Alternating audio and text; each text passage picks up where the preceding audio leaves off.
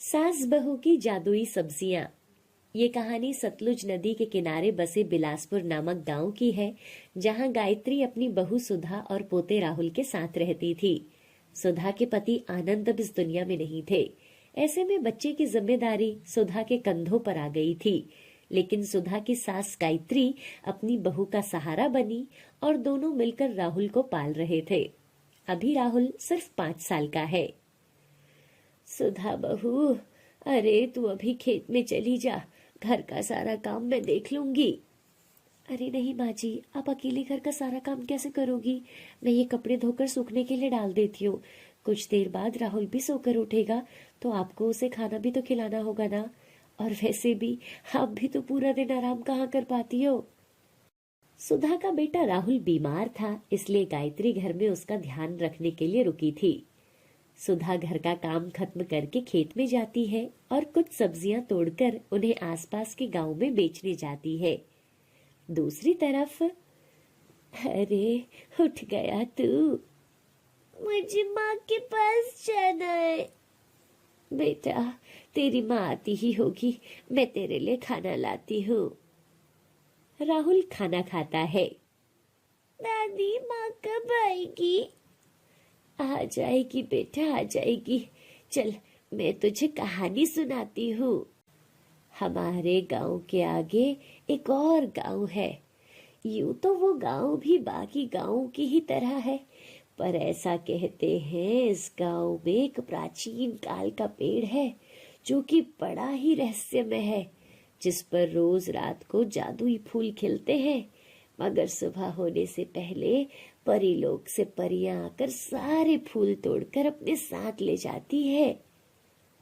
दादी, क्या वो पेड़ अभी भी उसी गांव में है?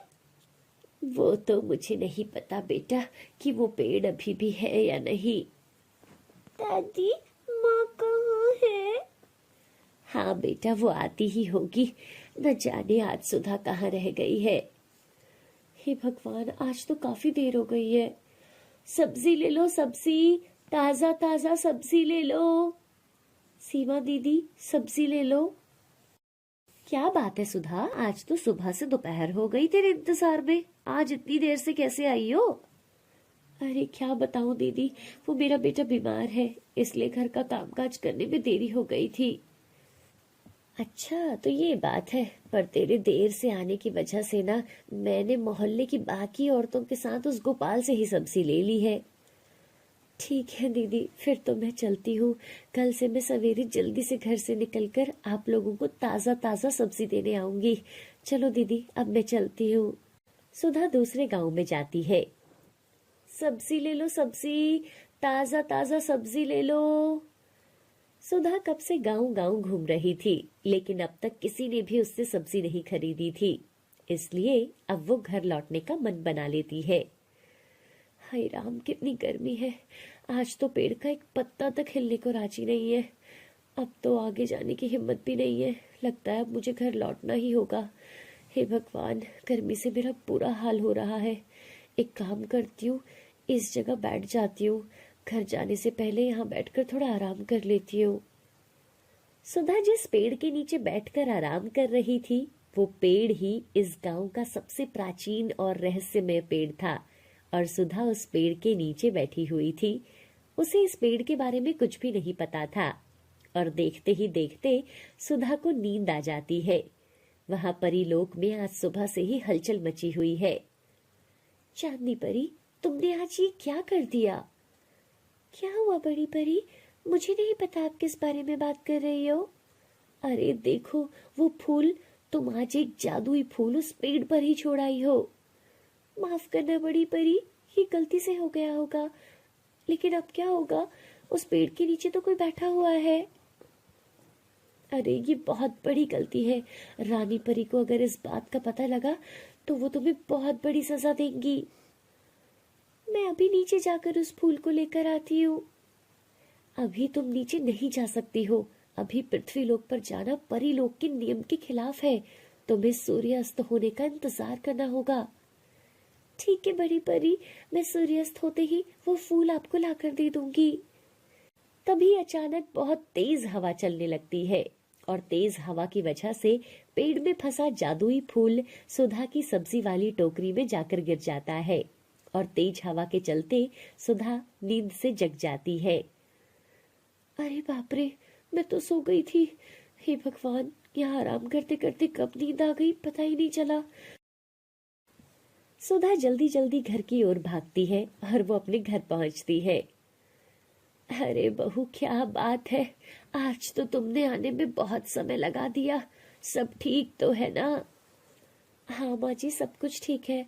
राहुल कैसा है? उसने कुछ खाना खाया? उसे दोबारा बुखार तो नहीं आया? अरे हाँ हाँ, राहुल एकदम ठीक है। खाना खाकर दोबारा सो गया है। तुम्हारे बारे में बहुत बार पूछ रहा था। ये क्या बेटा, आज सारी सब्जियां ऐसे ही ले आई? क्या बताऊं माँ जी, आज मैं देरी से गई ना तो सबने किसी और से सब्जियां खरीद ली। अच्छा, चल कोई बात नहीं, तू ऐसा कर, सब सब्जियों को बोरी में डाल दे, ऐसी पड़ी पड़ी तो सूख जाएंगी। ठीक है माँ जी। सुधा सब्जी उठाकर बोरी में भरने लगती है, पर ये क्या, जिस टोकरी से एक बोरी भी बड़ी मुश्किल से भरती थी, आज उस टोकरी में एक एक करके पूरी 10 बोरियां भर गई। पर अभी भी सब्जी की टोकरी खाली नहीं हुई। ये देखकर सुधा हैरान रह गई। अरे बाप रे, ये सब क्या हो रहा है? ये कोई जादू टोना लगता है।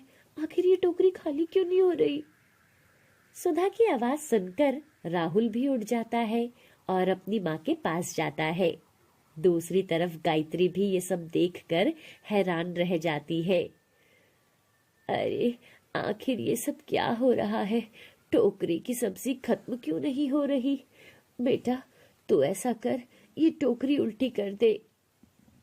सुधा सब्जी की टोकरी को उल्टा कर देती है तो सब्जी के साथ एक फूल निकलता है। अरे माँ जी, ये कैसा फूल है? कहीं इस फूल की वजह से ही तो ये सब कुछ नहीं हो रहा था। माँ जी देखो ना।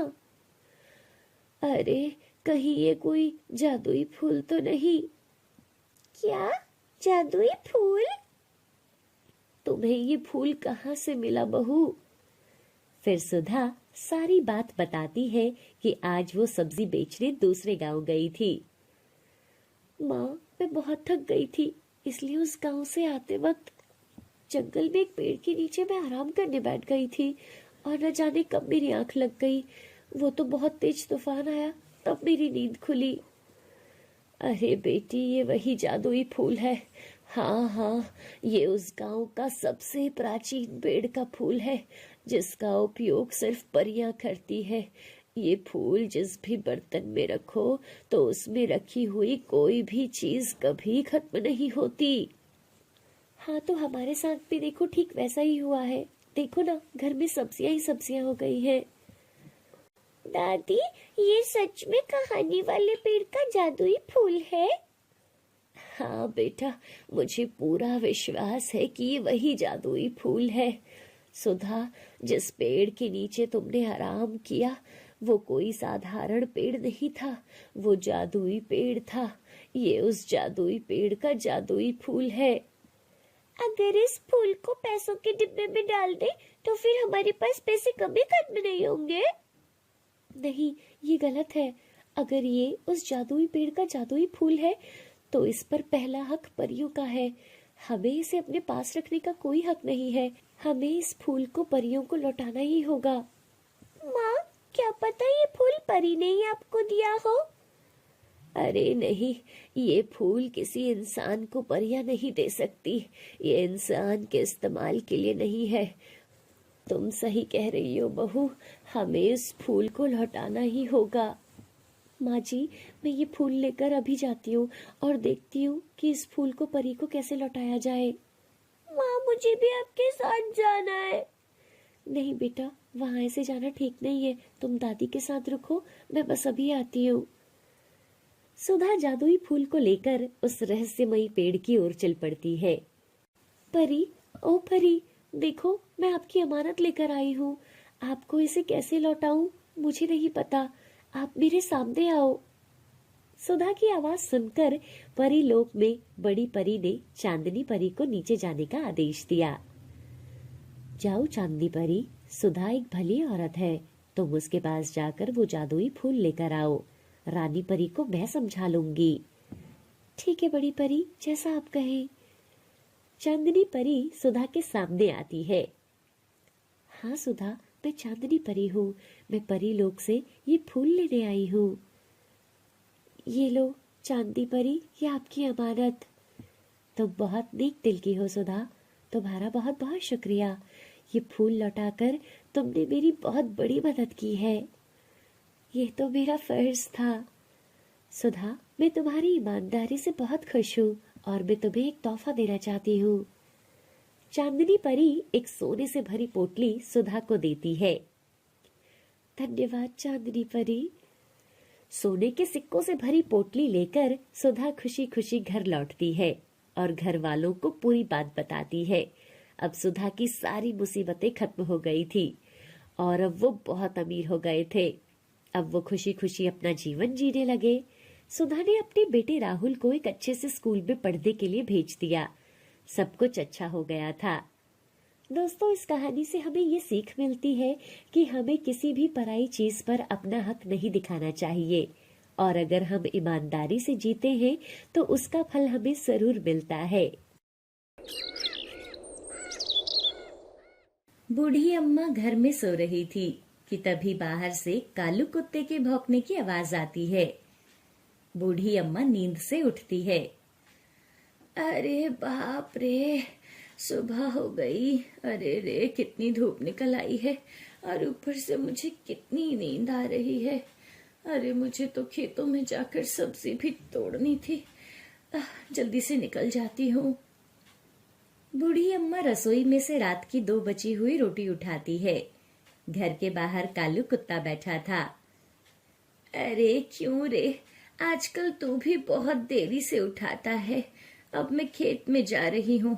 ये ले, एक रोटी तू खा ले और एक रोटी मैं खेत में जाकर खा लूंगी, ठीक है?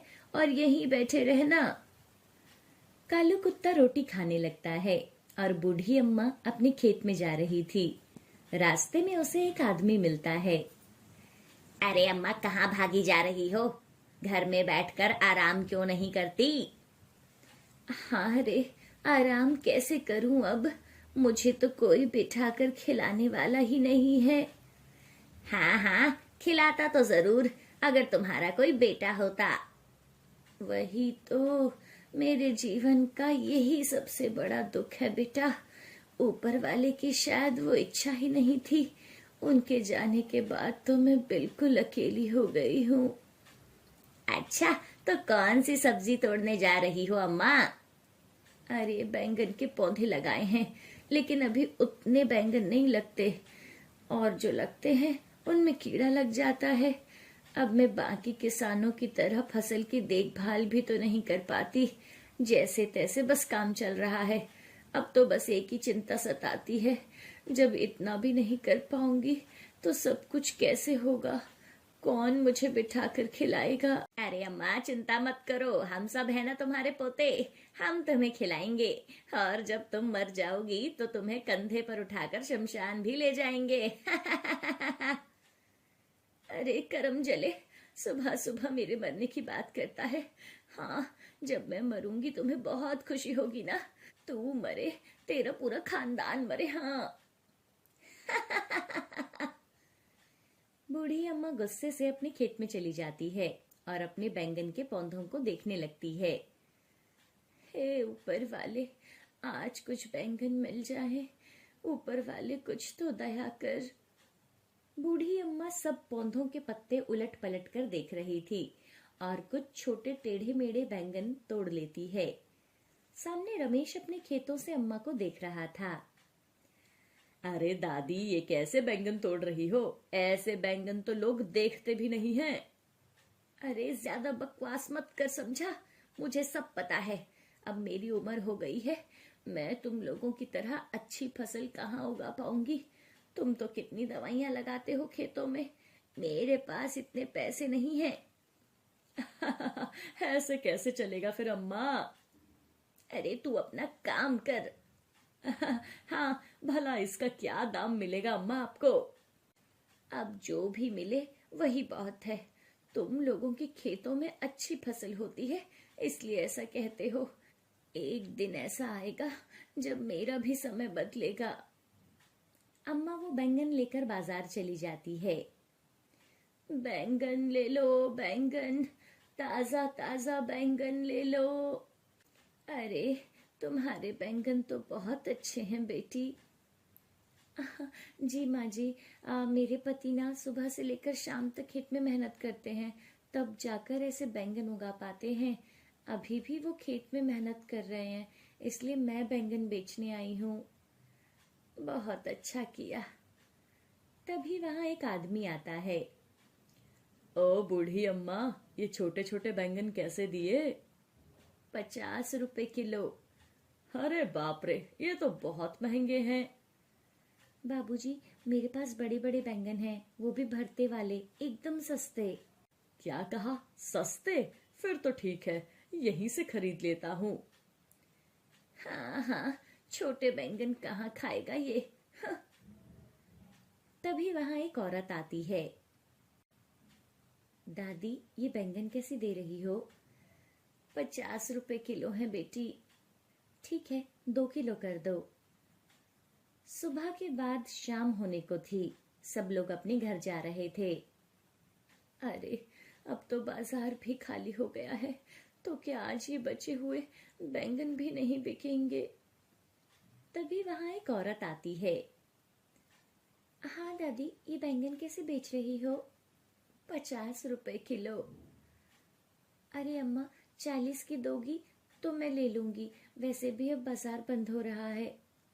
ठीक है। अम्मा बैंगन बेचकर पैसे लेकर घर आती है और साथ में चावल और आलू ले आती है और घर आकर उसे पकाती है। अम्मा जैसे ही आलू की सब्जी पकाती है तो चूल्हे से उसे नीचे उतारते समय उसकी सब्जी का बर्तन नीचे गिर जाता है। अरे, हे भगवान, अरे ये क्या हो गया? सारी सब्जी गिर गई, अब मैं क्या खाऊंगी? हे ऊपर वाले, ये कैसा जीना है? ऐसी जिंदगी जीने का क्या फायदा? हो जी, आप भी मुझे अकेला छोड़कर क्यों चले गए? मुझे भी अपने साथ क्यों नहीं ले गए? मुझे अपने साथ क्यों नहीं ले गए? अगली सुबह अम्मा रात के चावल कालू कुत्ते को डालती है। अब यही है मेरे पास कालू, जल्दी से खा ले, फिर मुझे खेत में जाना है। अम्मा अपने खेत में जाती है और अपने बैंगन के पौधों से बैंगन ढूंढती है। अरे क्या दादी, आ गई कीड़े वाले बैंगन तोड़ने? बूढ़ी अम्मा उसे कुछ नहीं बोलती और वो चुपचाप अपने खेत से बैंगन ढूंढ रही थी।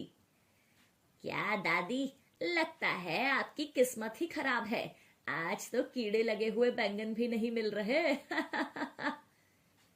अरे, तू अपना काम करना करम चले, मेरे खेत में क्या लगा है क्या नहीं, उसकी चिंता तुझे क्यों है?